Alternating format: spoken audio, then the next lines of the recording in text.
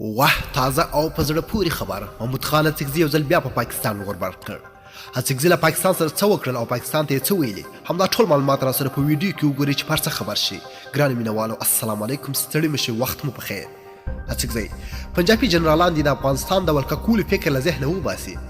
د پښتونخوا د عوامي نیشنل ګوند مشر او مخکښ پښتون سیاستوال محمود خان اڅکزي وایي هغه پنجابي جنرالان چې د افغانستان د ولکه په فکر کې دي رواني او دماغي ډاکټر ته دې مراجعه وکړي. هغه په خپل فیسبوک باندې لیکلي اوس د دې وخت رسېدلی دی چې افغانان له نور سره سیال شي. نه موړي په خبره افغانان نه پخوا چا سر ټیټ کړی او نه به یې راتلونکي کې ټیټ کړي. دا په داسې حال کې دی چې د پاکستان لومړي وزیر عمران خان په وار د افغانستان کې د موقت حکومت جوړېدو غوښتنه کړې ده. هغه غوښتنه چې د افغانانو توند غبرګونونه یې راپارولي دي. د تازه راپورونو پر اساس د کوزې پښتونخوا کې د پښتون ژغورنې غورځنګ پراخ فعالیتونه د پښتنو بېساري یووالي ته زمینه مساعده کړې ده او په زغرده د لر او بر یو افغان نارې وهي. ډېره مننه چې ویډیو را سره تر پایه وکتل. کوم خوښ شوی لایک کړئ، کوم چینل نوی سبسکرایب کړئ، چینل سبسکرایب کړئ. تر بیا ښې چارې د الله په امان.